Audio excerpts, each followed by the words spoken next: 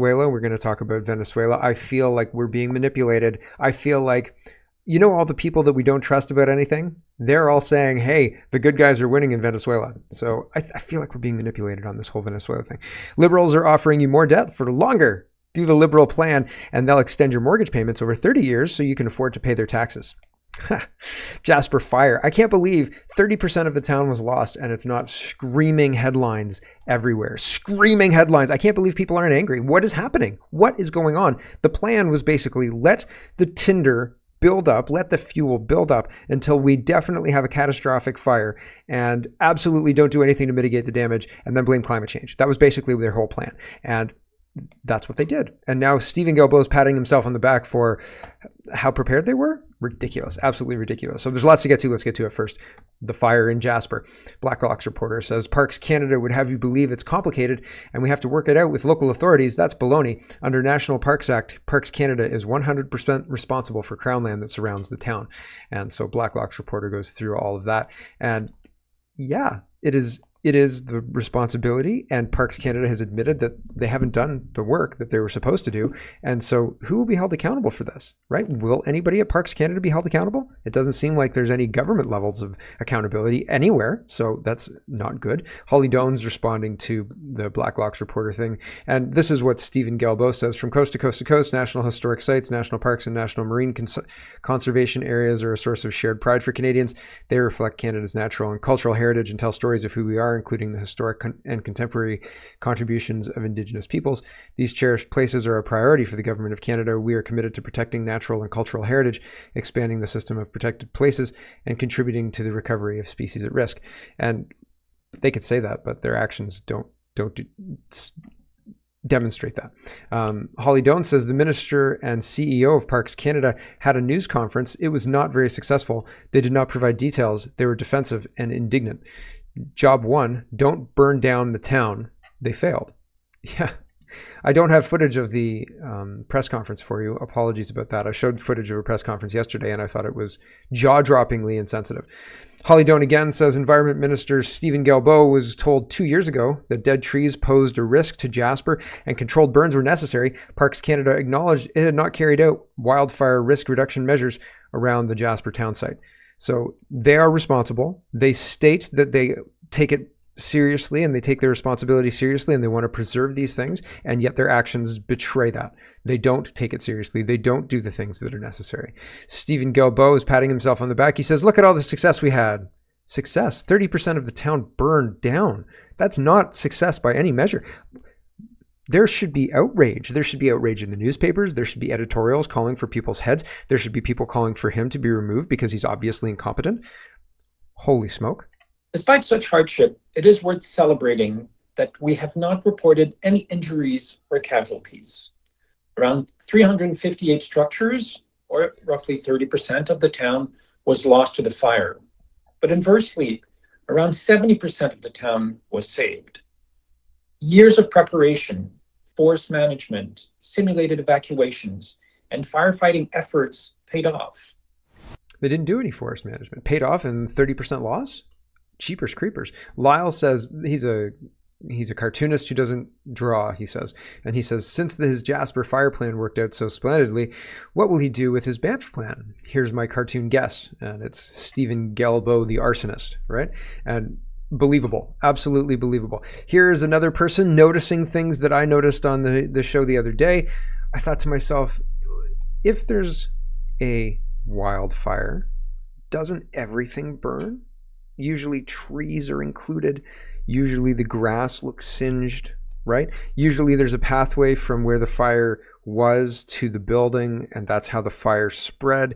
Sometimes when you have high winds, you can have the fire spread over further distance, but oftentimes you need some kind of fire daisy chain in order to get the fire from a tree line to an actual building. Here's this guy noticing, and the noticing will continue. Right, here we go. I really don't know anything about fires, and I really wish I did, because after I seen pictures surface about the St. Mary's and St. George's Church in Jasper, I have more questions than answers. This is a picture before the fire. Here's a picture of what it looks like now. Gone. What do you notice in this picture that seems odd? I'm no forest fire expert, but in the last 12 months, I keep seeing pictures like this, and it just doesn't make sense to me.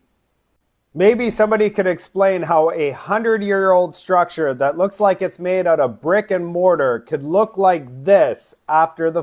I really don't know anything. Right? That was my question too. And he zooms in on the trees. He zooms in on the sign. He zooms in on the destruction of the church and says, like, how does this become that? Weird, right? Very, very weird. Just like JD Vance. We'll get there. I'm making a joke. Gov.exe says, watch Justin Trudeau says Canadians can save even more and help fight climate change if they start walking to work. I live in Guelph and I work in Mississauga, so I'll be in around 3, at which time I'm going to need to turn around and start walking home in order to get to bed. So ridiculous. Because a carbon tax is an effective way to prevent forest fires and droughts. This sounds an awful lot like a wealth redistribution scheme. How dumb do you think we are? I don't want to listen to Justin Trudeau today, so I'm not going to subject you to this speech or anything like that. The reason I tagged this was Spycraft said carbon tax didn't save Jasper. Just saying. You know what would have saved Jasper? Doing a little tiny bit of forestry management, like removing the dead trees, doing backburns, doing controlled burns, all that kind of stuff. Stuff we used to do. We don't do it anymore. Weird, right? Weird. Super weird. And I think that we even had partnership with indigenous groups. So I mean, all of that is very, very strange. There was two other announcements.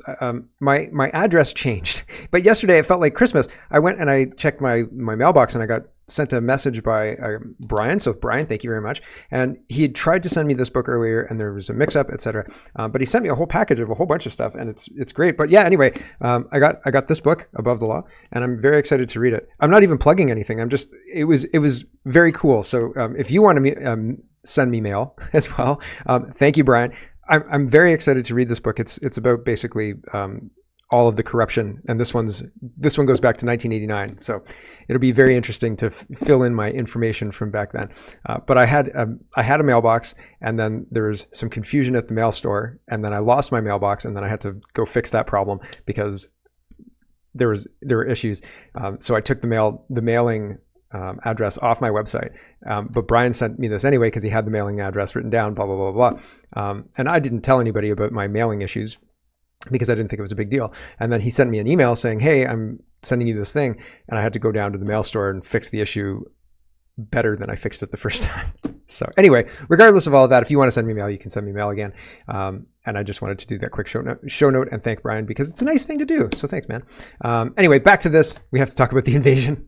The Rebel says, how much longer until something like this happens in Canada? So there was a horrific attack yesterday in England, and a migrant person who people knew he was a criminal. There's a lot of criminality. People knew that he was dangerous, and he was allowed to roam free in England. He showed up at a nursery and he killed children. And it's terrible. Europe Invasion says a man attacked a nursery in Southport and stabbed 6 children. Multiple ambulances attended the scene. 1 child has died. The attacker is alleged to be a Muslim immigrant. So I think actually now 2 children have died, but I'm not 100% sure on that. And so the Rebel says, how much longer until something like this happens in Canada? I urge you to try and wake up your friends, your family, and your coworkers when you have an opportunity. Mass invasion was never our strength. This is the result. Terrible for everyone involved. They must go back. And so, yeah, but again, yesterday I was talking about how impractical that all seems. But it seems that mainly because of public perception and public pressure. If you start deportations, people aren't going to like that, right? Here's what's being talked about because of the Southport attack yesterday. Here's GB News talking about why are we doing this? How is this making England better? Bitchute says she's scrapping the Rwanda deportation scheme and cracking down on migrant hotels, and that will save £8 billion pounds. So what do we do as a country now? Are we now sitting saying, okay, yeah, just keep getting these migrants in. Yeah, we'll pay from that somewhere. We haven't got any money set aside, but we'll find it from somewhere. 8 billion, yeah, stick you up in a hotel doing this. When is anybody going to stand up and say, anybody in authority, any top people I'm talking about, because ordinary people believe this is out of control. We can't solve the world's problems We can't sit and say, come to us. We're seeing the reaction in Ireland there is to this at the moment. And this just is unbelievable that we are forced to spend all this money on people that shouldn't be here. Well, it's an extraordinary amount of money, but I don't see how Labour has a plan to deal with it. You know, it's all very well pointing the finger and saying that the Conservatives spent all this money on hotels. But if their plan is simply to process people more quickly, Where that are they implies staying in the meantime? well, exactly. Yeah, they have to stay somewhere in the meantime. But also, if they're accepted at the current rate, I mean, the rate of acceptance has gone up considerably in the last 10 years. About 70%. It used to be only 10 years ago, it was about 30%. So something has changed there. Yeah, so basically, if you apply for solace in Britain or whatever it is, there's a 70% chance you'll be granted. Yeah, essentially. And so does that mean that people are going to be shifted from hotels to social housing? Is that actually solving the problem? That's cost in itself. Exactly. All of these things cost money. And we know that, you know, the Labour Party is not serious about reforming the migration system. It's committed to our place in European Convention of Human Rights, for instance. So there you go. They're not going to change anything. They're just changing the ledgers. It's instead of having invaders staying in hotels, it's going to be British citizens staying in social housing. The money is going to be the same, maybe even more, right? And they'll sell it better. Don't worry, citizen, we're going to build social housing just like in Canada, right? Build the homes because you think that the homes are going to be for you, but in reality, it'll be for the foreign invaders who they've reclassified into permanent residents, right? Tulsi Gabbard says Kamala Harris believes that the way to prevent millions of people from flooding our country is not to secure our borders, but rather to solve the underlying problems in other countries so that people don't want to come here. For example, solve the problem of poverty, crime, and a lack of freedom in other countries, then people will want to stay there and not come here. Until then, she believes we should basically have open borders, which means they will always be open because we're never going to fix problems of poverty and corruption in Central and South America, Africa, Asia, etc. Yeah, because there's an incentive. Because if you continue to have all of those problems and people continue to flee, the United States will be open and then just become Africa, right? Just become those places that people are fleeing from. And we're seeing that happening in Canada right now. And you can't solve the problem of the world by bringing the world to your country and putting them up in hotels. You can't solve the problems of the world by bringing them to your country and putting them up in social housing. You can't solve the problems of the world by allowing people to just migrate to your country until their countries are safe by your weird definition of safe. I'm overusing the word weird today. Anyway, your definition of the word safe. And what? How is most of the world completely unsafe, and the only safe places, Canada, Australia, the United States, Western countries? Why is that? And if that is true, why would we open our borders to everybody from anywhere and say, please come to our country? If the whole world is completely unsafe, close the borders and keep the rabble out. Holy smoke, because then we'll become unsafe, obviously, right? If you have a bath or a tub of water or something like that, and the water is very, very hot, like boiling hot, and then you start putting cold water into it, it stays hot for a couple of minutes, but it doesn't stay hot for long, and then all of a sudden it's very cold, right? Very cold. And it's like, maybe that's a bad analogy, I don't know.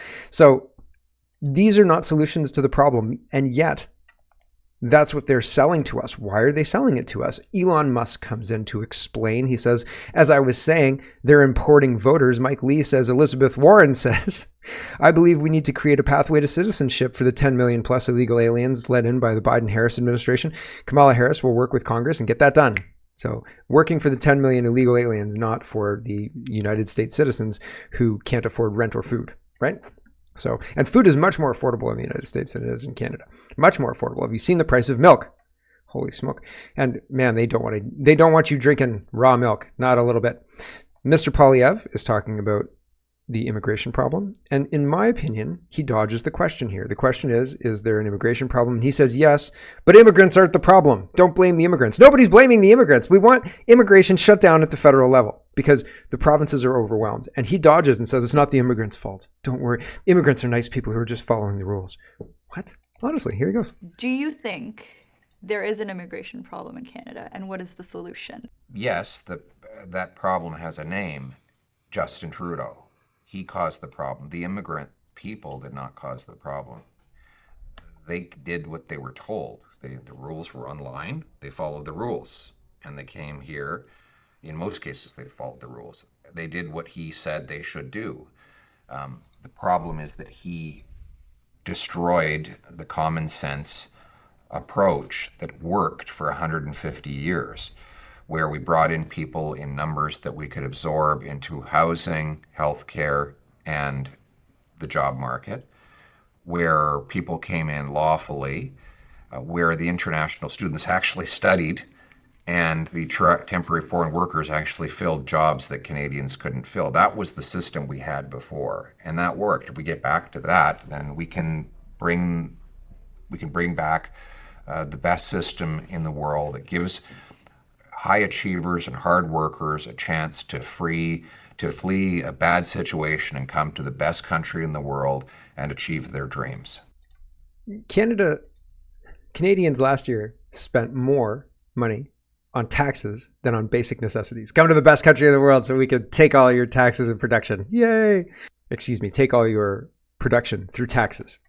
Here's the Toronto Sun article about that, and it says an average household with an income of $109,000, which includes families and unattached individuals, that amount to a total tax bill of $46,000 in 2023, compared to a total of $38,000 for shelter, $23,000, and food, $12,000. $23,000, that's almost $2,000 a month for shelter, and food, $12,000. That's probably low.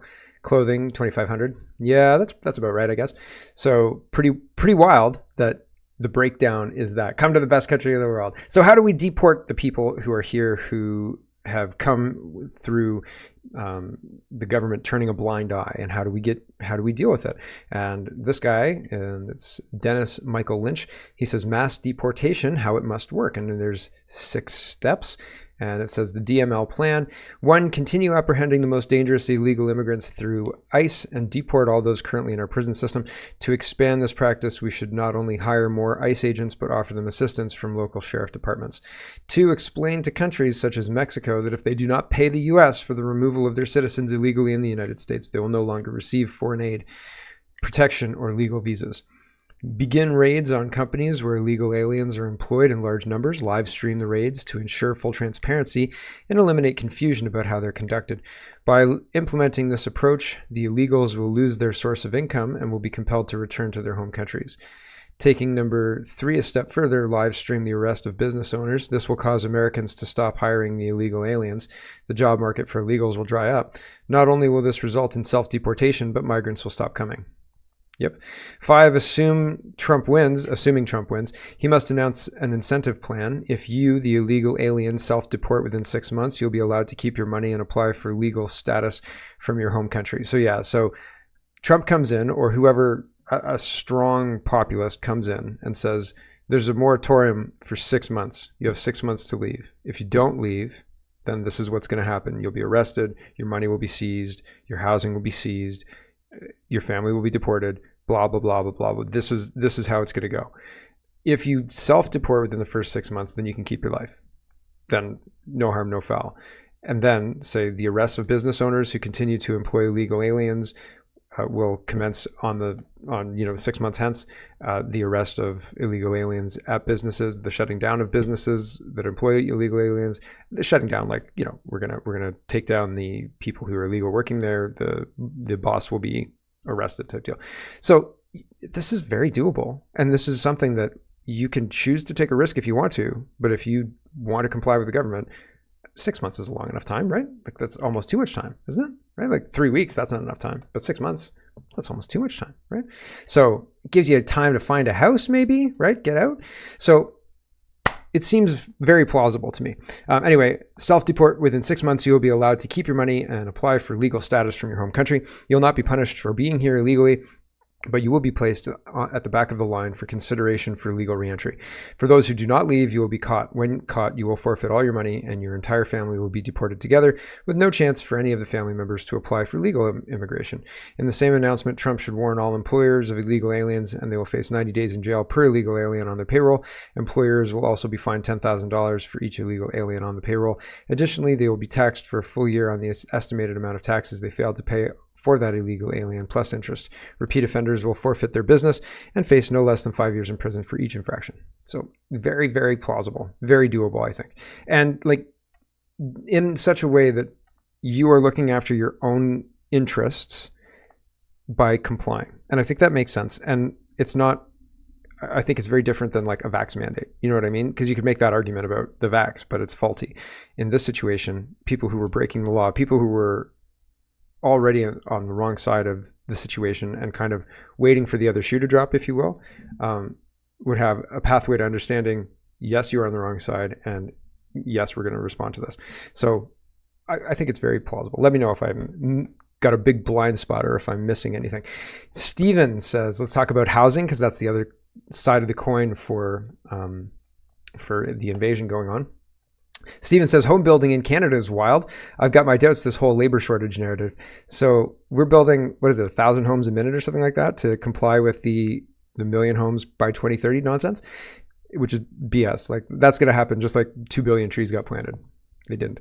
So here are some Sikh guys, and they've got a scaffold set up on a ladder. They've got multiple scaffolds set up on a ladder. And so like the ladder is set up against a roof. The roof then the ladder has a board through it. The board appears to be stabilized on the roof. And then another board is put over the board that's stabilized on the roof sitting on the ladder. Really? Like and then there's a guy sitting on that scaffolding doing the parging. Cool, right? Like that sounds great. Like this doesn't look unsafe whatsoever. I know what you're thinking. It's fine. It's fine. It's probably not. Probably thinking that guy is stretching. Nah. See that guy is part of the scaffold. He's holding it down. Actually standing there, hanging on to the scaffold while the guy works patiently, sitting down, trusting that guy with everything he's got, that he's gonna stay there, hanging on to that till he's done. I'm not gonna have this video going for that long, unfortunately. After I stop recording, the guy did this huge sign of relief. But this is fucked up. This is pretty messed up, man. I take it that the laborer here is making more than the actual guy doing the finishing on the house. So we need a scaffold. You're going to be the scaffold.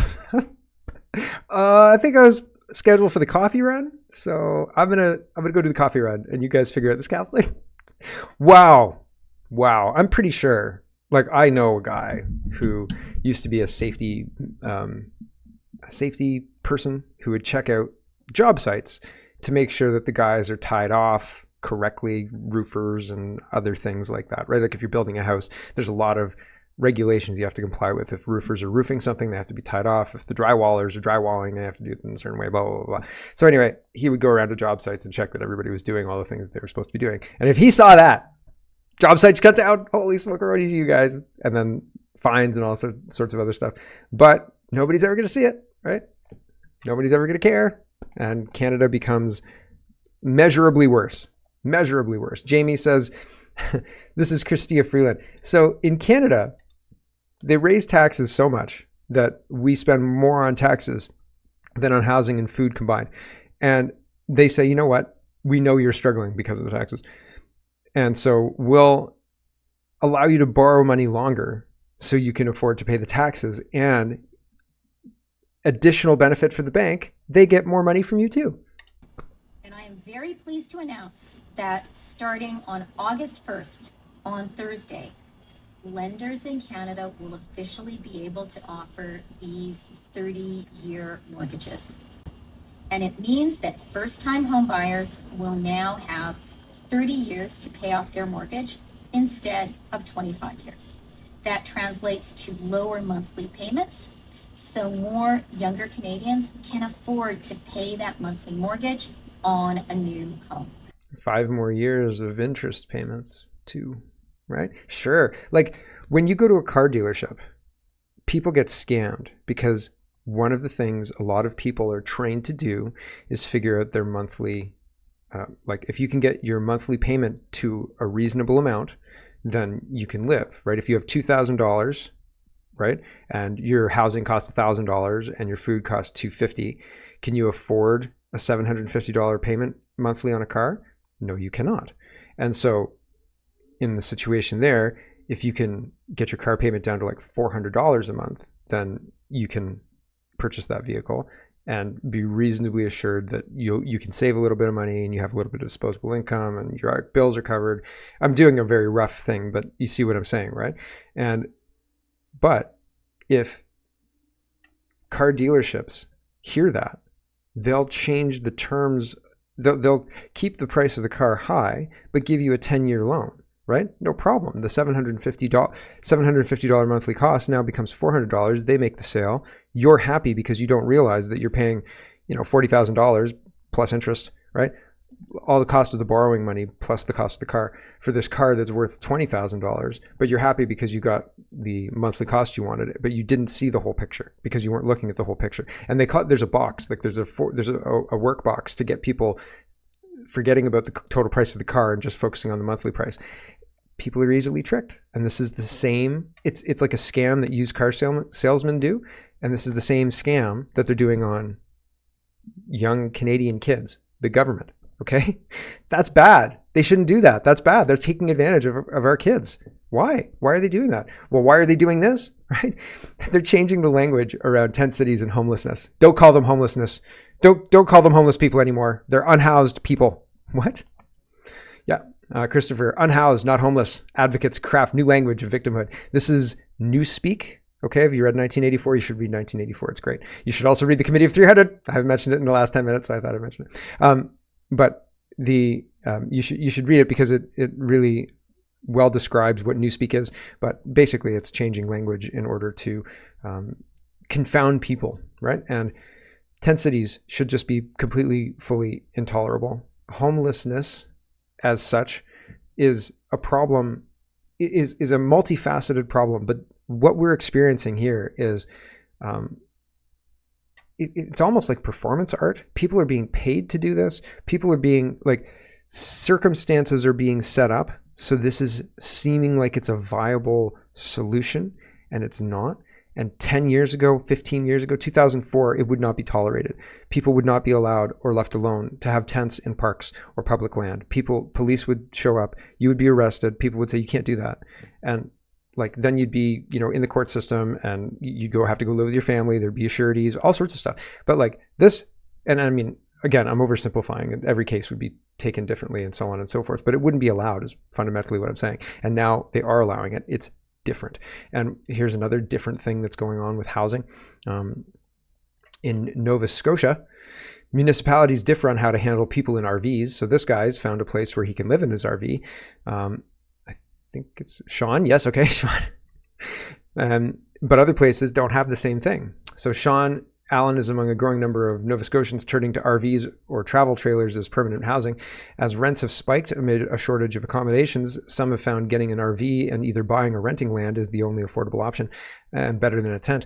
But there's a patchwork of rules across the province, and municipalities differ on whether it's legal to allow them to permanently at all. Allen and his teenage son have been living in the 2016 RV in Eastport Medway for the past year. Since he said he was priced out of renting in the Bridgewood area, he's also been on the South Shore waitlist for public housing for 4 years. His $500 rent for the property includes power, and with income assistance and a part-time job, he said his quality of life has greatly improved. I'm starting to be able to save money and do things to make my life a little bit nicer instead of just living day to day, week to week, he said. The region of Queens municipality allows RVs permanently in his area if they meet certain rules, and its policy states council does not wish to be overly onerous on their use. So you better believe council is going to be changed and people are going to change the rules on this, right? But anyway, it's unusual for the province. Many municipalities, especially towns in urban centers, have rules against living in RVs for more than a few weeks. Rural areas often allow them for camping or don't have specific rules about them at all. Bylaw enforcement is usually compliant-based, so whether someone gets to stay in an RV might depend on their neighbors, which Allen said creates an unfair system. I know people who are living in RVs nearby like mine on their own land, and they're getting bugged about it, which is not right, he says. So yeah, these housing situations, what's going on, the way people are figuring out workarounds is like a cat and mouse game with the government. and with the globalists who don't want us to do anything about the terrible conditions they want us to live in. They want us living in squalor. And so it's interesting to just watch this whole thing play out while we continually import people and have Pierre Poilievre say, it's not the immigrants doing anything wrong. Technically, that's very true. They're victims too. I think they're victims as well when they show up here and they see milk at $6.09 4-liter bag, or if they're in Newfoundland, more, right? Like almost $10 for 4 liters. So it's crazy town how expensive milk is. It's crazy how expensive housing is. People who get here spend a lot of money to get here thinking they're improving their quality of life, and they find out maybe not so much, right? And I don't like that. That's terrible.